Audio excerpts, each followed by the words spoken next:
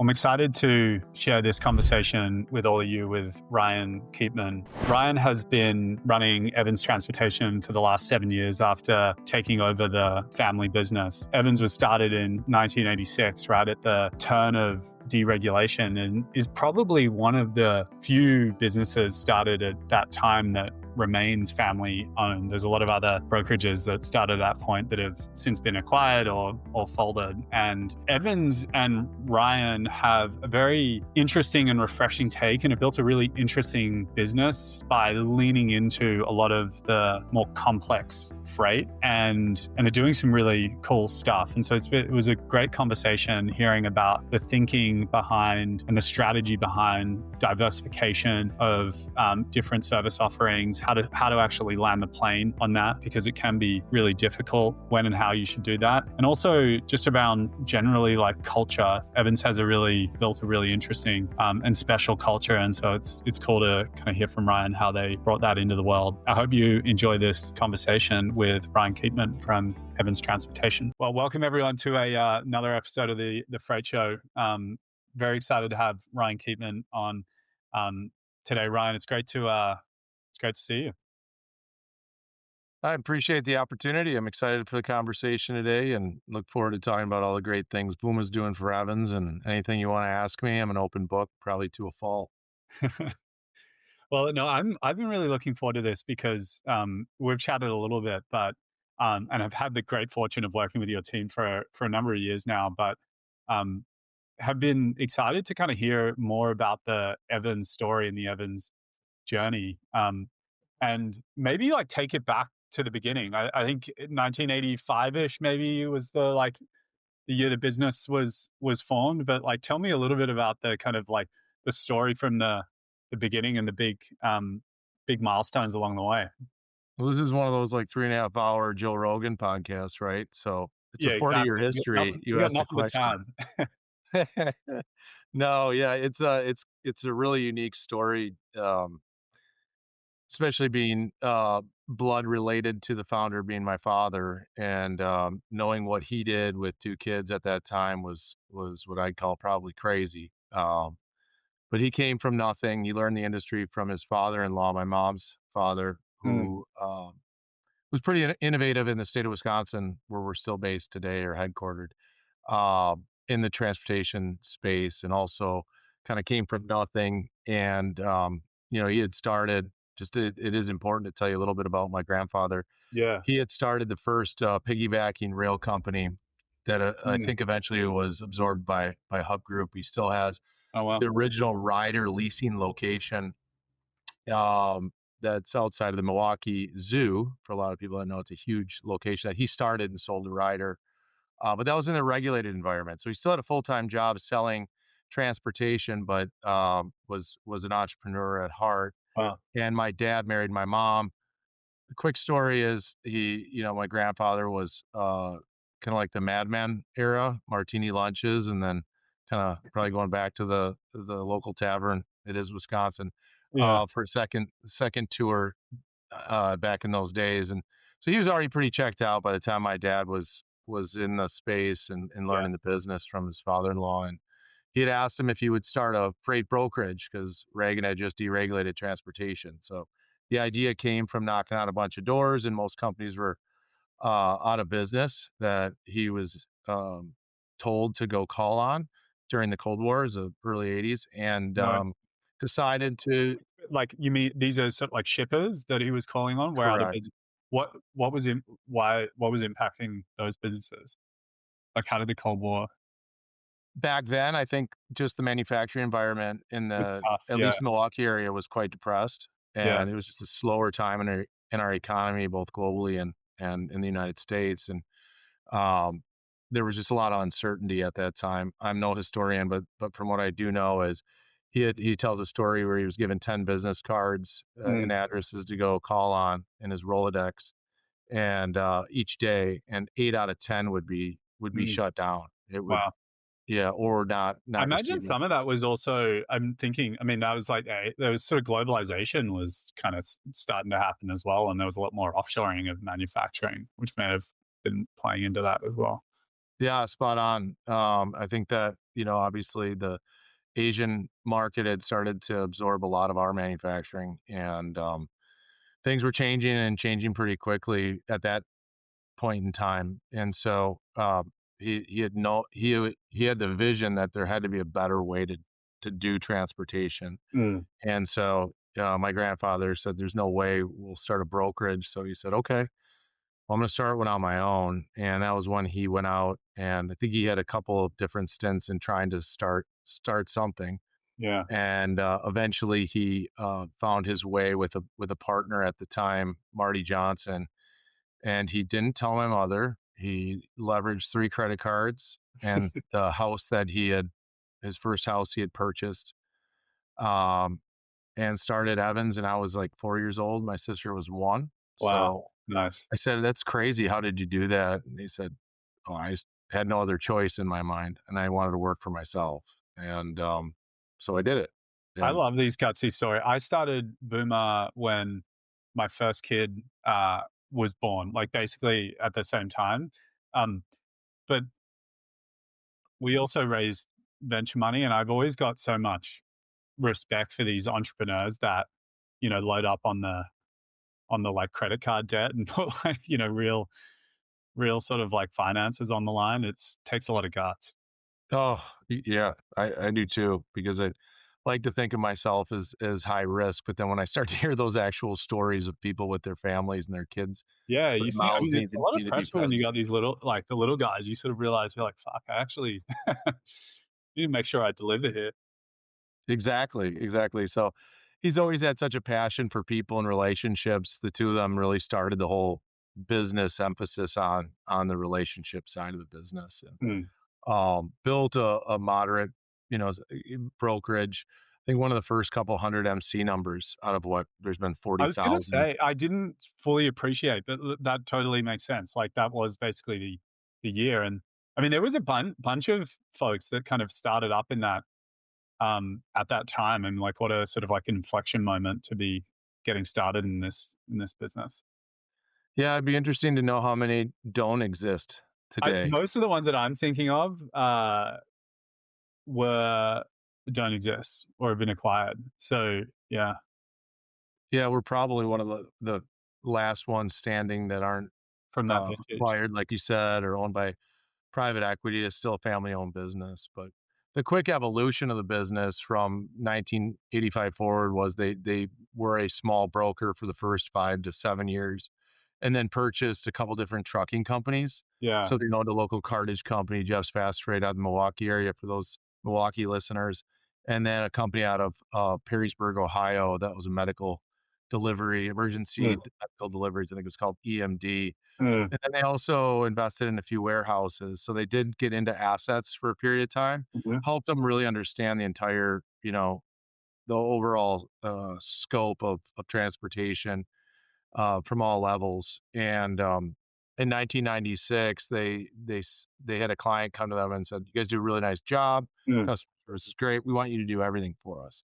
And it was a food ingredient manufacturer. So cool. that client was gave them the ability to start to create their own before the I think name even existed at Yeah, TMS.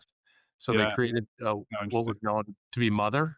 That was the name of her. And Mother was our TMS until I want to say like 2010. So for the first 14 years, but Well, that really helped them grow the business. They were able to be way ahead of the times. I mean, in '96, they mm, were already building with SMC3 EDI infrastructure to be able to automate a LTL shipment from an EDI wow. tender of a Yeah. 204 to a 214, tracking EDI to a 210, and had that built. And their marketing plan being in their late 20s, entrepreneurs never really worked for a lot of big Mm, companies that saw how to scale.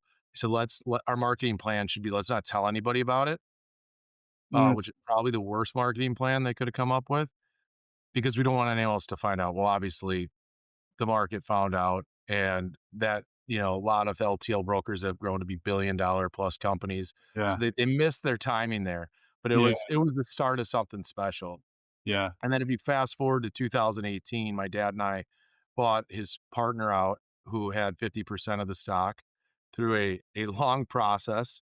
Again, being young entrepreneurs, there was no buy sell agreement. They each bought into the business for $1,000, Yeah. and figured we'll just figure it out from here, and one day we'll sell it. And at that point in time, I was working for the company. I had personally fallen into transportation, really had no interest in working in the family business. My dad wanted to do other things. He's since adopted three siblings from, I have three siblings now from Oh, wow. Ethiopia that he adopted Um, in his mid 50s, and my mom in her Nice. early 50s, which is amazing. And just wanted to have it, do some different things in life. Felt he was extremely blessed to be where he Mm, was, coming from where he did, and said, "Here you go. You talked me into buying a stock out. Now you figure it out." mm, And during that process of buying out our previous partner, I had put a team together that I thought were some of the best in the space, who I'd come across at the different industry events, some outside of the space. And in 2018, we recognized how bad we were at Truckload, and we were losing a lot of clients. We were truly at that point, sorry, I should back up, a yeah. managed trans business, Yeah. doing about 70 million a year in freight, Yeah. not doing so well. We're losing money Mm, for the head from 2016 to 2018, yeah. and knew we needed to diversify Yeah. and add some areas. And when one side of the business might be down, the other side could lift it up. Yeah. And started a truckload division up in Minneapolis, Okay. and that division kind of took off and did real well for us. And then added since then, to sum it up, we basically added a Mexico division, a specialized solutions division, so a group that does heavy haul that requires permitting and Yeah. escorts and the whole gamut of services, engineers even on staff now to help draw up those loads so they can move legally and provide a lot of consultation for our clients. We've also started a parcel solutions division. So Okay. think about the full audit, optimization of a contract, Yeah. and actually the movement from the order to cash cycle of a parcel shipment. We're now capable of doing it within our system, and most recently started a government services division as well. Mm, So we are approved through the DoD on not all of the criteria that you need to have yeah. certifications for, but many of them. And so the business has really grown. And extremely fortunate to buck the trend in the industry right now, because it is very tough in that van freight brokerage market. So Yeah. here we sit today now, uh, in a different spot than a lot of freight management, freight brokerage companies. I think because of that diversification and hiring people both inside and outside the industry to really challenge what we believe as industry experts might not always be the way the industry's going. Yeah. And it's been Yeah. an I'm really, exciting run. so you guys are doing, I'm curious to understand more about started to share a bit more about the decision to diversify. And I'm curious to understand your framework for that because um, I imagine that there's also tensions. It sounds like maybe, part of this was just being able to have different parts of the business offset each other. But tell me, like, what was your sort of thinking around that? And like, what do the different sort of roles of each of the businesses play, and how much when you're working with customers, how often is it that they're kind of buying multiple services? Are there sort of like cross sell opportunities, or is this sort of part of a full solution set, or is it more about sort of like offsetting revenue given different market cycles? How do you think about it? Yeah, no, we, I would say that we started the truckload brokerage first. Like to call it truckload procurement, because we Yeah, don't have, it's not a true brokerage. Inside sellers pounding the phones, building relationships to move freight. We actually started as more of a coverage group that's specialized on carrier procurement, yeah. and some would call it carrier sales, right?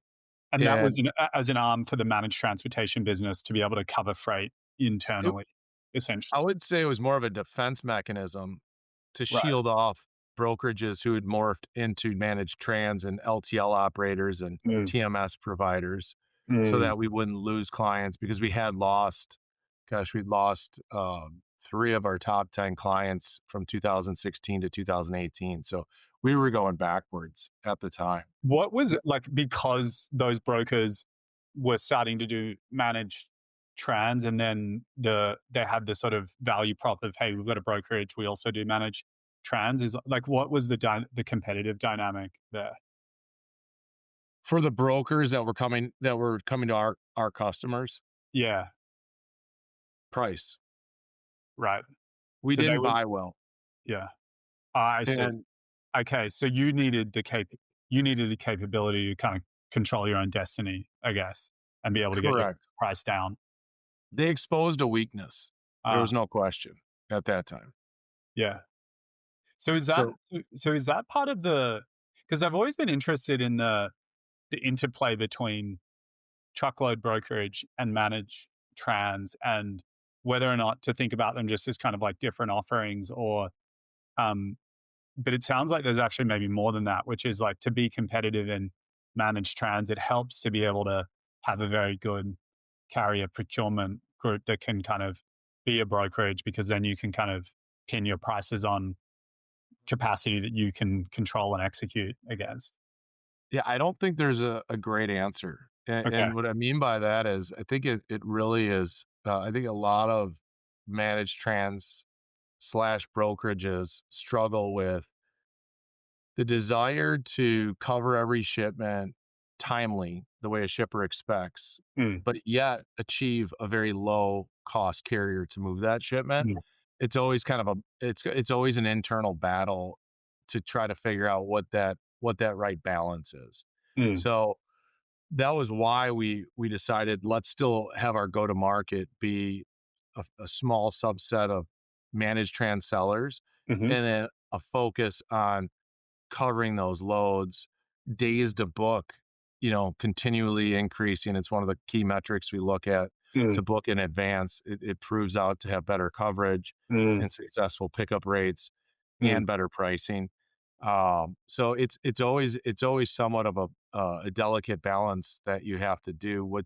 What's transformed in the market is that 3.5 PL, if you will. I don't know how many of these PLs we can have, yeah. but if you think about it, I think Redwood calls it the modern 3PL Yeah. approach. Are you familiar with that? Where No, you like, you sit explain it to me. Yeah, I'd love to hear your words. Yeah. So you sit as basically a 4PL, and you can blind bid as a 3PL the shipments that come into your system from Uh, your customer. okay.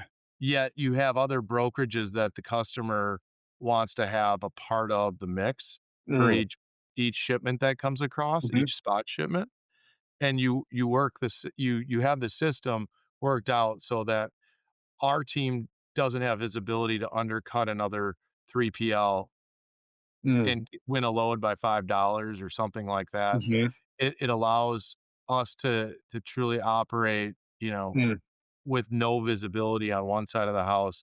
And that's how we've been able to achieve it quite successfully. mm, I'd say that's probably the fastest growing area of our managed transportation, even faster than LTL management, mm, is offering a solution that can take a mm, comprehensive approach, allow shippers to get the best of both worlds, the technology, right? The low cost, mm, keeping some incumbents who are really good at what they do that we have no desire to really replace. There'll be mm, more work on our end, mm, and existing carrier or asset relationships in place mhm, as well. So that we can complement their business and make them more competitive to their customers by offering a solution that's somewhat of a hybrid of all of it. But at the end of the day, we're still doing the same thing. Just it's broken up a little bit differently by shipper and yeah. what their needs are. When you're selling, that's interesting. When you're selling managed trans, how often are you, um, like, replacing an incumbent vendor versus, convincing somebody to outsource the, like, management of their transportation? Um, what does that mix kind of look and feel like? Yeah, that's changed a lot. I think we're up over 70%, right, of shippers, 75% of shippers in that range are using a 3PL already Yeah. today. We are most regularly now, I don't have an exact number, but I know it's rare that we run into a shipper managing everything in-house. My Okay. guess would be somewhere 1 to 2 out of 10 Yeah. are doing it in-house, and then we're able to offer them a solution that's better than what they're currently doing. And so they may not have like a 4PL or like a managed transportation provider though. It would be have like some logistics coordinators that are working with a network of 3PLs, and then you would sort of come in and say, hey, let us manage this for you. You'll still have those 3PL relationships. Um, Exactly. They yeah, might have some brokers in the mix, yeah, but they don't have a true managed solution is what I'm yeah, referring to. yeah, cool. So that but now it is coming to a point where many shippers over we don't really look at shippers that have a spend under $1 million Yeah. anymore. We used to go for the small ones, but it's the same amount of work for us. So and we didn't have, which we're releasing soon, but a self-service model where Mm, you can get some of those 1 to 2 shipment a day shippers. mm, That's an area that we're currently going to market with that we haven't in the past. interesting. I'm curious about that. The Do you see, are there trends in shippers' attitudes towards working with a managed transportation provider? Like, is this a sort of a growing segment? Is it stable? Like, how do you sort of see the shipper demand for that offering? Well, it obviously it depends, right? Yeah. Like everything, but a lot of historically, a lot of the logistics managers, and rightly so, would be fearful that a 3PL is going to replace them. That can't be further from the truth. Mm, Our job is to make them better at what they do and add power to their mm, process. And in a process, when I say a process, it could be touching inbound shipments, and they could be supporting procurement, could be, customer service and their ability mm, to get in front of orders that might be delayed. So mm, providing a better customer experience to their customers. mm, So in the past, that was always one of the bigger mm, apprehensions, right? To a shipper moving over mm. was a logistics manager fighting it. And again, that's nothing against logistics manager. I have a lot of Yeah, this, very close friends that are yeah, it's logistics managers. instinct. Yeah. But that trend has shifted because strategy and where we typically start our sales cycle is with a CFO of a mid-market manufacturing company Mm, or a larger, whether Fortune 500 or larger manufacturer shipper with like a VP of supply chain. So mm, that it's really a strategic decision, mhm, and it's it's their responsibility to roll it out and make it successful. That's been a lot more effective for us mm, in rolling out these managed transportation solutions. But if mm. they're already with a 3PL that in a managed environment, it makes it a lot easier for them to switch to another 3PL. Mm, And that's where like your original question about why have we added these different divisions? yeah, The parcel division was added truly to create a greater moat for us with our clients yeah, and continue to add value to their supply chains. And if we can help a customer, move anything, we joke and say from envelopes to excavators, we truly can. And it's not an initiative to be the jack of all trades and master of none. mm, We've hired true experts who, excuse me, done it on their own or done it with a company, and they bring that actual, subject matter expert, knowledge with them and their ability to deploy it. We're actually also not sitting still at Evans right now. Looking to bring in, or we made an offer and will soon be releasing a warehouse product as well. very So cool. How does that fit into the like, what is, tell me more about that. Like, what scenarios is that useful for shippers and which types of customers? yeah, the verticals that we're in right now, a lot to do with energy, Yeah. AI or data centers, um, just space. People need space right now, whether that's indoor, outdoor. They need yards. They need somebody to facilitate. the loading and unloading of their product so it Mm, can be there, be ready, because these are such time critical. You talk about just in time, it's next level because we're so far behind right now on our data infrastructure that this country needs or this world mm. needs, right, to support um, the advances in technology because of companies like Fuma and other AI or agentic models. Yeah, it becomes full circle and, in a few ways, some of this stuff, doesn't it? It sure does. Yeah. Um, yeah, that's super interesting. And so you guys are actually acquiring, like, these are like physical warehouses and getting back into the asset game in We're some. not acquiring the assets Okay. Mm. necessarily. We have considered You'll a operate number them of like them. leases. Sorry, say that again? You'll operate the facilities. Correct. Yep. We've hired a team to operate the facilities who stood up. The person that we've hired has stood up 2 other operations and been the president of their warehousing divisions for 2 different companies for both over 10 years. So tremendous experience has a net. It's more about the network Yeah. and being able to support specific locations in his geographical areas that he supported in the past.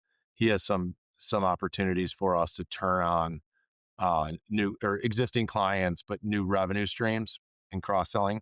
Yeah. To your point earlier, rather quickly.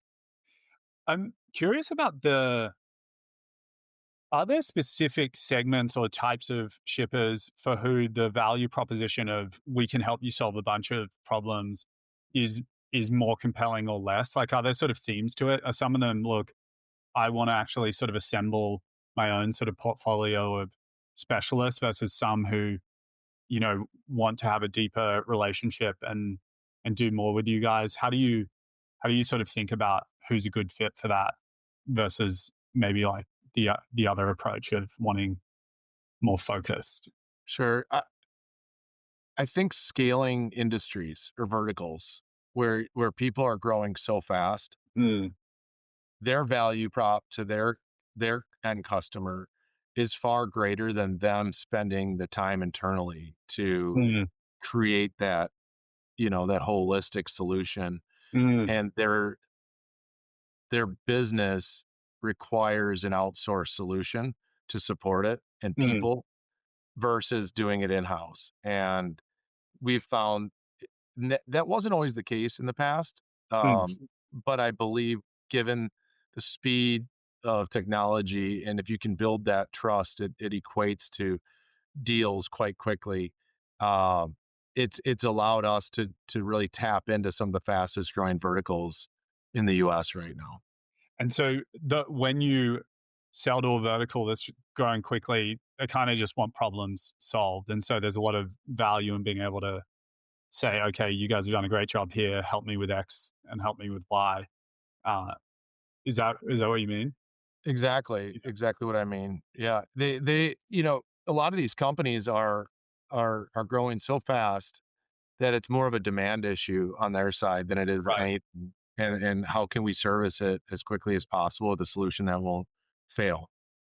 Versus something like a category that is way more mature and stable. And then you're sort of in the zone of more like cost optimization. And maybe there's sort of like a different set of requirements there.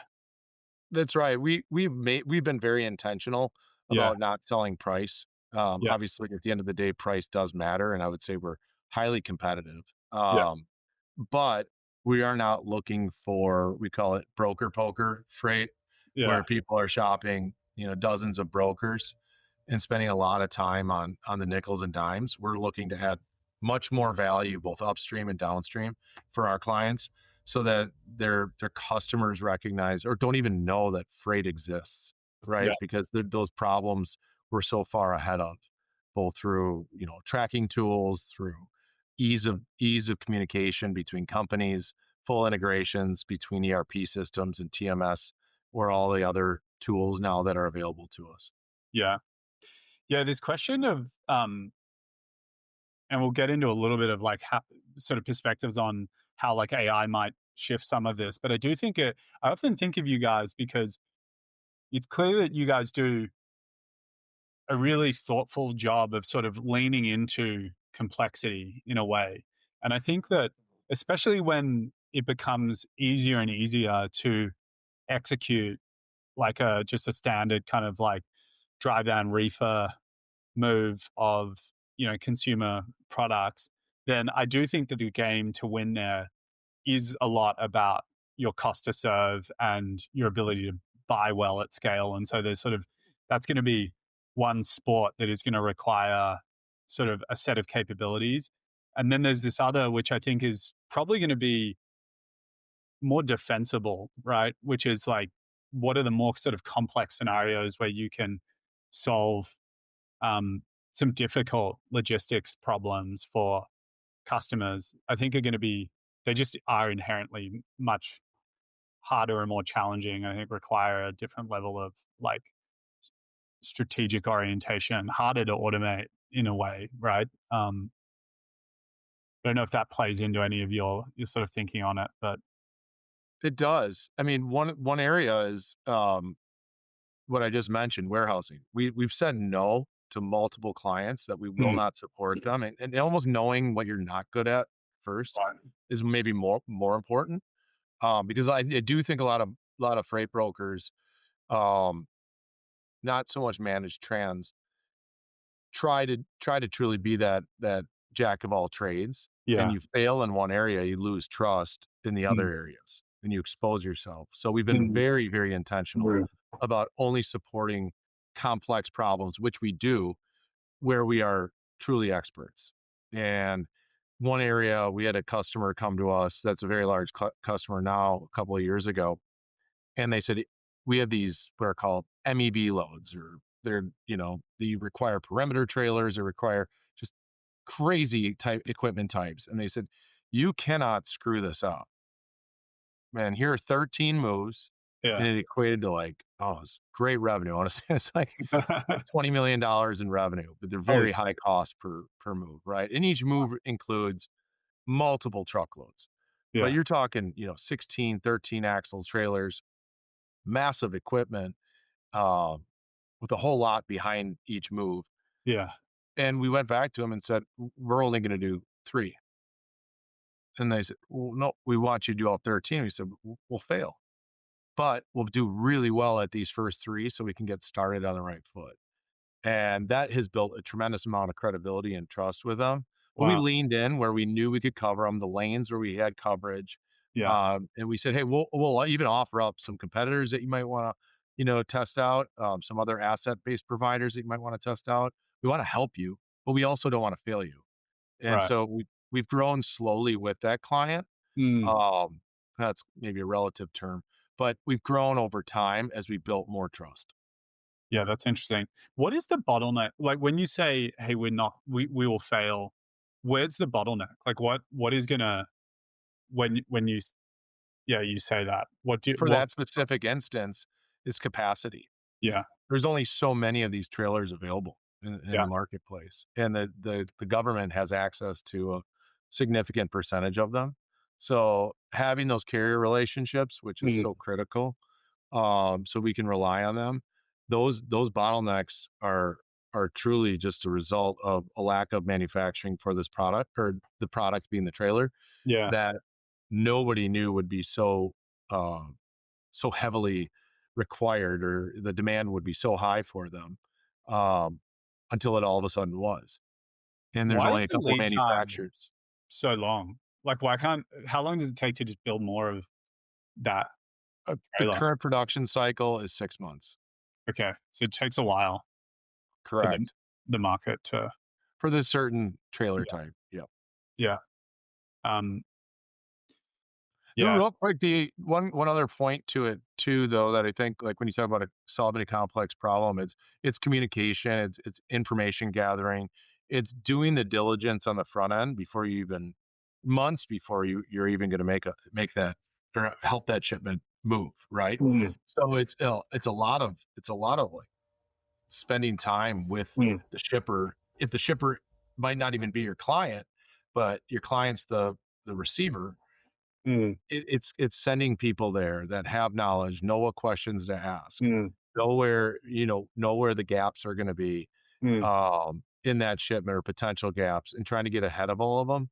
it, that can be a major bottleneck, especially when there's some resistance on that front end to getting what you need to move the shipment. Yeah, that's interesting.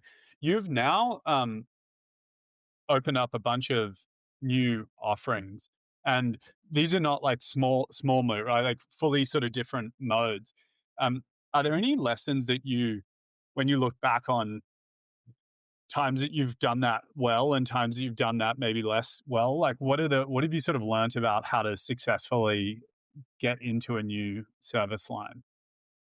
Yeah, I think everything against what I'm saying probably right now, but is slowing down Mm, and hitting pause maybe more frequently. Doesn't mean you can't go fast still, but slowing down for periods of time to re-level set and have the teams on the same page, because everybody we hire runs hard and is quite relentless in nature mm, and competitive. So they want to prove whatever it is they're bringing to the table and mm, add value to the company immediately.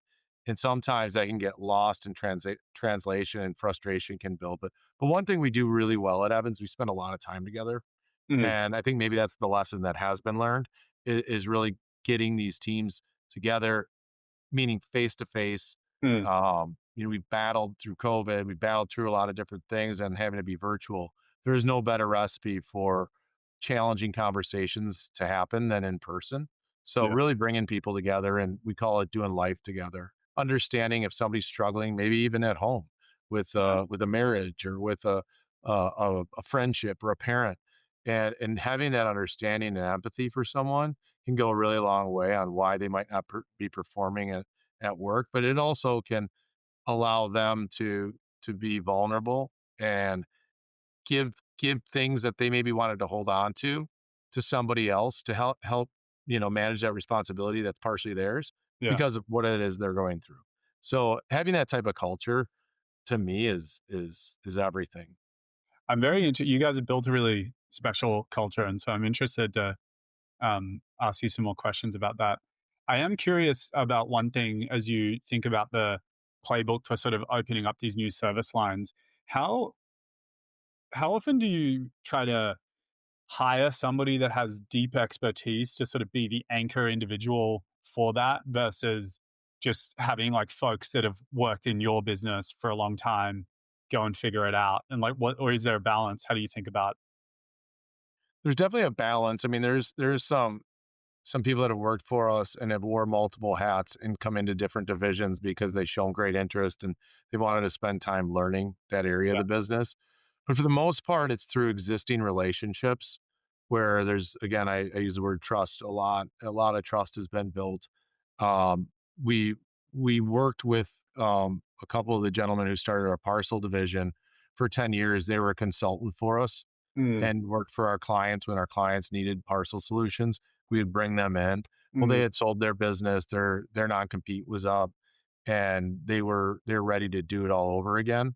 So that example was somebody that we did work with, but they didn't mm, work for us. mm, We've got I'm a big believer in keeping an open mind. We went through a interview process recently for our warehouse division, and that process turned up a lot of great candidates. mm, So we took our time building that relationship, mm. and I do some weird things when it comes to trying to find out who somebody is, from their core inside out. One thing we like to What do. sort of what are what is that to the extent that you can share, or maybe everyone's going to know your tactics. No, I'm not that weird. I don't think. I mean, my wife might say the contrary, but What do you do to we figure out one who's thing we do, it's fun always to go play golf or to do, something that somebody has interest in yeah, outside of the office to get to know them. But something we've done quite regularly is I live in the panhandle of Florida, yeah, so I'm here, and I've taken to the fishing hobby quite a bit, and I was an outdoorsman in Wisconsin when I was growing up there, but really been fascinated with the Gulf of Mexico and never know what you can pull up. It's a lot yeah, of fun. It's also a great time to build relationships. So bringing people out on the boat and not cool. just for a couple hours, but spending an 8 hours together with them. Obviously, if they're interested. If they're not interested, we'll do other things.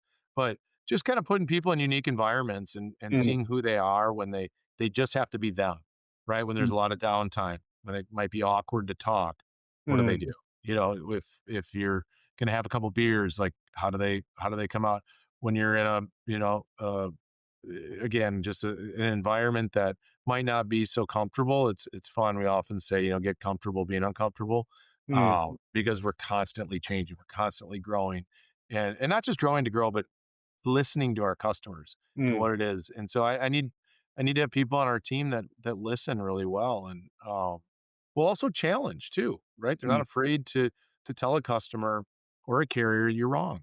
And this is why I believe you're wrong. Tell me if I'm incorrect and pushing back on you. So, doing those type of activities, I've been able to truly see through a lot Yeah. of people, um, beyond what you get on the surface. How would you describe the Evans culture to like someone that doesn't work in the business? Sure. We call it the Evans family for a reason. We're still family, like I said, owned, and we love to bring that type of environment into the workplace. Look, we spend more time with the people that we're at work with than we do with our Mm, actual families. So the culture is quite dynamic. I would say the offices are a little bit different.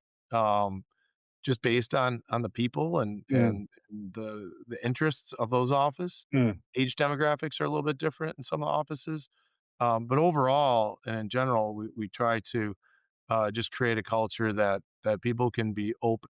We're open to hearing ideas. mm, We are here to do much greater things than just move freight.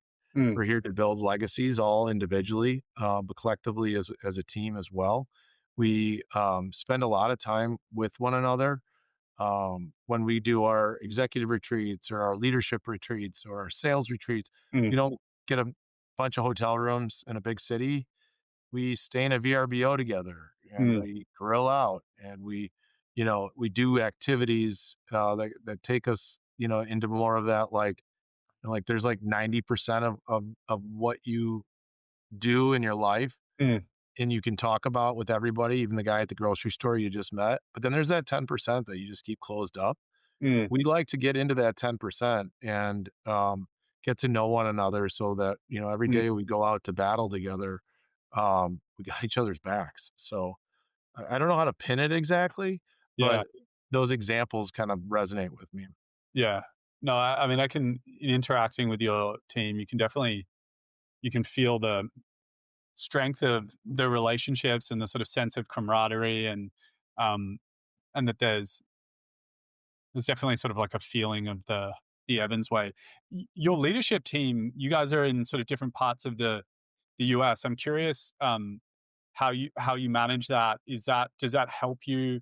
Um, does that make it harder to connect? Because like I've like run remote businesses, I've run in person ones, and I'm curious your sort of perspective on that. I guess I don't really know any different. It's always been this way. Yeah. Since I came into a leadership role at a boss, that was our CEO, to avoid any sort of nepotism up until I guess 9 years ago. Hmm. And I started in the role I'm in now 7 years ago and have always been in Florida since, for 13 years. So our leadership has always been going out, or my goal has been to go get the best people and we'll figure out the location part later. Yeah. And we have two of our leaders or executive members in the Delafield, Wisconsin, outside of Milwaukee office. And we have one up in Minneapolis, one in Atlanta, one in Chattanooga, and myself down here. So we do, to actually answer your question, quarterly in-person meetings at usually one of the office locations so we can spend time with our Hmm. team. Um, and then, a lot of our leadership team as well is also remote. So Yeah. bringing them together on a quarterly basis, all of our teams and their managers or directors or VPs are required to bring the teams together quarterly. So whether it's our key account management team, our sales team, our tech team, everybody's getting together regularly which may or may not be the norm, but that's how we stay connected. And we always do experiences. For example, our last executive retreat, real quick, and this wasn't my idea. It was a guy who's in Chattanooga, John Conrad, Yeah. told everybody to bring your hiking boots. We're going to go to Lookout Mountain and go for a real long hike. So be ready because we play a lot of golf, and some guys like it, some don't. Um, and we go on this hike after 2 really good days in a meeting, and all of a sudden we show up to a cliff, and one of his buddies is standing there, and he's got like rappelling ropes. So our Like, CFO says right away, he goes, um, this is probably a bad idea from a risk perspective. Did He didn't even have us sign a waiver. Probably shouldn't say that on the air, but I said, well, we have life insurance, right? yeah. Keepman risk. Or Yeah. key man, yeah. And so Yeah. it was pretty funny, but some of us did it. I said, obviously, this is totally optional. Some of us did not. And it was just, those type of experiences, they just glue you Yeah. together.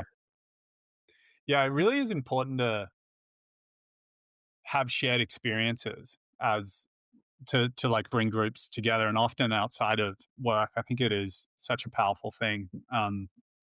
It's funny being in person every day. Sometimes it makes it harder to be as intentional about creating those experiences because you're like, well, we're with each other every day. But I do think that those end up being really critical. I mean, to your point about like renting the VRBOs, I think some of my fondest memories of like executive leadership retreats are where we all go, get a house together and everyone's cooking and you're sort of in the house. Like it's, um, those are the things that I think really like create that sense of like a group and The cohesion. only downfall to those is you end up staying up too late typically.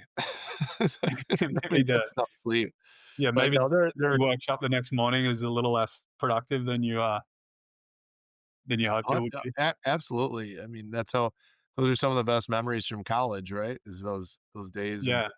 your I've buddies got and some I've got some like founder CEO friends that they almost just lean into the fact that the offsite and the workshops are really a bit of like a charade for the like bonding, and they just cut it all out. And they're like, hey, this is basically a company vacation. We're all gonna go do a bunch of fun shit together. Um, yeah, and that's probably like getting all of the most of the value in a lot of ways. it is. That part you get more value. Lately, we've had such crazy growth this last, like, year and a half Yeah. because we did get away from some of it years ago, and we reined it back in a little bit to start to make sure we had a very focused it's typically like a 4-hour session. I feel like Yeah. after that, people, you just start losing them, Yeah. especially a guy like me whose attention, can be all over the place. But, yeah, I agree with you. A lot of those retreats basically just turn into a fun time together. And there is so much power in that. So there's no knocking it. Yeah. We're just not all together often. So we've got to get through some of those tougher conversations that I Yeah, mentioned in totally. person. There's a space for it, and it's hard to do some of those things remotely. What are the ways in which when you look at your sort of own journey as a leader, what are some of the big ways in which you've sort of shifted your leadership over the last 10, 20 years? 10, 20 years, I've really only been in a leadership role like this for 7 years. Prior to that, I did manage sales. I think something I can be vulnerable, struggled with was being direct with Mm. people, and wanting to tell them something they wanted to hear. But what I Why was that? realized is Why do you find transformation. that hard? What's that? What was challenging about that for you? I naturally like to please people Mm. and want to tell them what they want to hear. And what I've learned through not telling people what they want to hear, or telling people what uh, they want to hear, but should be telling them something else, Mm. is it creates a lot more of an issue down the road Mm. versus just being direct and upfront with somebody where they're not living in their superpower and you need to pull them out and put Mm. them into something else, or if it's even just over a simple issue, right? So from job role or responsibility, the extreme on one end to a simple, no, you're wrong about this decision and here's why. And not just letting it pass because you have so many of those opportunities as a Mm. leader. It doesn't get people better. Mm. And one of the greatest rewards in leadership is seeing true transformation in people, Mm. not just from a performance in work, which is super important, Mm, but also seeing their lives get mm, enhanced and making a dramatic impact on their family they never made before. So I mm. actually read a book recently. I can't remember the author's name. It's given to me by a great guy. He's a financial advisor. From Strength to Strength. Okay. And without giving the book away, it just talks about how, right, as leaders, um, we do have to continue to change. Mm, And the big point, without again giving it away, is kind of when you hit that 40 to 43 um, age bracket, kind of like the Michael Jordans or the Brett Favres of the world, right? Who just can't give it up. mm, What got them to that pinnacle requires change. And so mm, you can't play hoops the rest of your life. You can't play mm, quarterback the rest of your life. And you've got to make an intentional change as a person. And mm. so I bought that book or had that book purchased for my entire leadership team Cool. because we did a reorganization last year Mm, and or restructure. And I wanted to get the point across that we all, including myself, have to change. And this book mm. uses data and facts. And this is these are results of some of the most successful people Mm, in the world who still have a legacy as being a tremendous success, but died miserably mm, because they kept going through that same exercise. But with each year passing, 90% of what their original output was, 80%, and mm, it just deflated them and deteriorated them as human beings. And I don't mm. want Evans or our business, especially, to take people down that path. I want to see people continue to grow, mature, and be the best people they were designed to be. Yeah. It takes it yeah, it's definitely a challenge for a lot of people and for a business and for all of us. Like there is something in the brain that makes it harder and harder to make sure that you're staying kind of plastic and open to new ideas and constantly reevaluating yourself. I think a lot of us almost think of ourselves as like, and they talk about this, that you sort of have some image of your mind of yourself in your early 20s and that's who you are for sort of a long time. And rather than thinking like the present is actually like the best version of myself. And I think that it takes intentionality to fight some of that, I think. Yeah, I have an executive coach that I talk to regularly, and he talks a lot about that. And we Yeah. put these layers, or people put those layers on ourselves over time, and we start to believe that about ourselves. So Yeah. instead of waking up each morning thinking something about yourself, try to peel a layer off of yourself to get back to the authentic you, who you're designed to be, and Mm. apply that to the world. And that's going to be the best you that you can put out there. When you think about yourself, um, when you're living your sort of truest expression of yourself, where you feel the sort of most authentic and energized, what is that? Like, what sort of version of you is that? What are you doing? Being around people. I just love to be around people. I can be alone, but I notice that my energy feeds off of others quite a bit. Mm, And one of my friends always says good people attract good people. mm, And so I'd like to think that, I have myself surrounded by a lot of really good people. And when I'm around those people, I'm my best self and I'm my mm. best energy. So I know that's not really an exciting answer, but it's No. true. Like I just love to be, even if it's just hanging out and in a room, um, with not a whole lot to do because my life, like a lot of, I'm sure yours, there's never a shortage of things to do, but there is a shortage of time. So when you have that time with the right people, it's so special. And I Mm, just try to enjoy every time or every minute of it. My kids, I don't get as much time as I'd like with my kids, but every car ride that I have my daughter on that's 14, shutting her phone off so I can get her attention, right? And forcing it and forcing that conversation. We have a little farm, and I have a 16-year-old boy as well, right? And he brings his buddies up to it's just land, we call it a farm. But we go up there and we hunt and do things like that and be guys. And we have this rule: once you get north of I-10, all the phones come into the console of the I love car. that. By the time we're on our way home, these 16-year-old boys are singing, they're acting like kids again, and they're just you can't get the smiles off their face. Oh, And it's so kind of cool. going back to that interpersonal side that is being lost by Yeah. technology.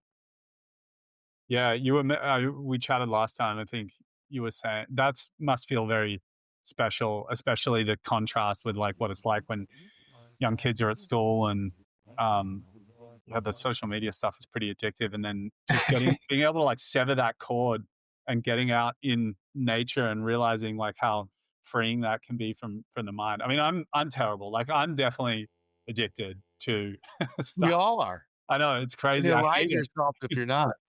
Yeah. Um, Ryan, it's been I've really enjoyed this conversation and getting to hear your journey and you and the entire Evans team have built something really special and unique as well. So appreciate you coming on and sharing more about your journey. Thank you so much, and we are so grateful for Vuma. I'm not. You didn't ask me to. I feel like it's necessary to give you a plug, but you guys have done a tremendous job for us, and it's actually allowed us something I wanted to say. Very importantly, is that um, you know where you think AI could kind of take away that interpersonal ability to have a business transaction with somebody, for us, it's enhanced it. We had one of our brokers the other day tell us that with some of the bots that you've created for us or the answering services, that he used to receive so many calls in a day. Obviously, he couldn't answer them all from the load boards, Mm, carriers calling in. He said the other day he only received 10 calls, mm. and it allowed him to call all of his favorite carriers and say Merry Christmas Yeah, and tell him how appreciative he was. And he ended up booking a few loads because of it. But it's well, allowed us to focus more on the relationship side of the business, which is what we value. So thank you. yeah, and yeah, I love that. It's like such a powerful anecdote because I think that's often what we see, right? Is that the thing that gets in the way of people being able to cultivate very deep relationships is when there's a thousand things going on and they don't have any spaciousness to sort of invest. And that's a really cool anecdote. So true. So true. Well, thank you. Thanks It's been again, a Ryan. pleasure. Appreciate it.